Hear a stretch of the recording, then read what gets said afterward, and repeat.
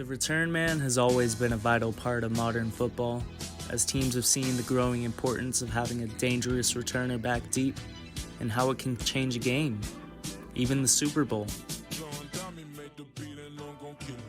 However, as NFL executives placed a higher importance on return specialists, there was also a correlational increase in busts who didn't provide enough value, like dangerous weapon out of the U, Roscoe Parrish, speedy lights out Tim Dwight, or even top 10 draft pick Leotis McKelvin, all of which who ultimately didn't quite live up to their high draft status.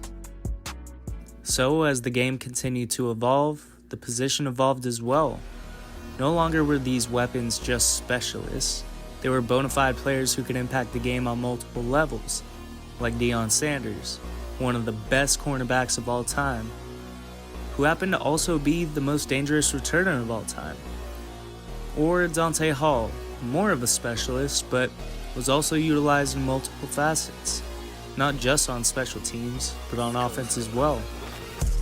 So when the Tennessee Titans saw one of those unique, explosive, dynamic weapons coming out of West Virginia, it was a no-brainer to take him with the 6th pick in the 2005 draft. West Virginia. I'll never forget the moment my immature, pubescent, hip-hop listening self saw Pacman Jones celebrating that moment with his family. The big-ass diamond earrings, the iconic dreads, the same oversized tee that I had seen on T.I., Lil Wayne, the chain, the absolute drip of swag. Everyone, including myself, could see this dude was the epitome of the new wave of lethal weapons. But unfortunately, his career took a different direction. Troubles of Adam Pacman Jones new and deep with twist. Where's the profile? None of this. Where's the profile? Sometimes it seems that Pac-Man Jones's life Every day is somebody else. Can I have my own privacy, man? is like one continuous punt return. Always exciting, seldom predictable, constantly chaotic. And sure, while Pac-Man wouldn't necessarily be considered the biggest bust of all time, I mean, he carved out a pretty damn solid career, we'll actually take a look at what could have been, all with one simple change. A change that actually we saw his counterpart make, and ended up making the Hall of Fame. You see, while Devin Hester was certainly most known for his returning skills at the U, he was primarily a DB, a corner, just like Pac-Man. And even another ball-hawking weapon. You remember that guy we were talking about? But the major difference between Devin Hester and Pac-Man was, Devin Hester switched to wide receiver. I mean, was that simple change the answer? Debatable. There have been plenty of return specialists / weapons at receiver who busted. Yeah, like Roscoe Parrish or Tim Dwight. But it's not so much the position itself as the player in question. Because Pacman Jones was one violent dude, both on and off the field, which is exactly what derailed his career. Sure, you could argue that his violent nature is what helped him become a versatile cornerback, being able to both ball hawk and tackle.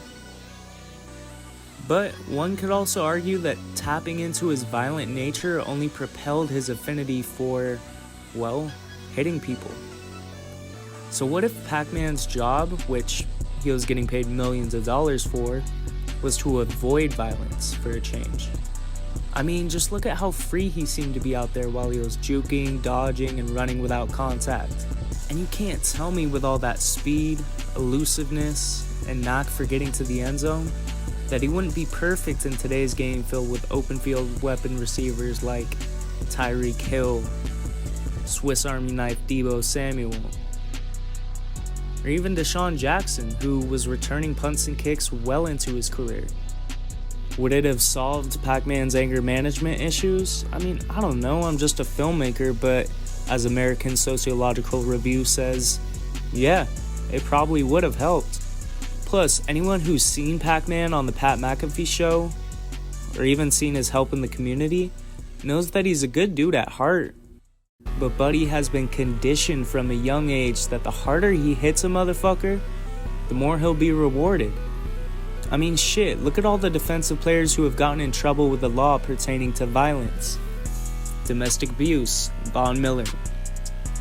Domestic abuse, Chandler Jones. Domestic abuse, Richard Sherman. Domestic abuse, Xavier Howard. Domestic abuse, Aldon Smith, and the list just goes on and on.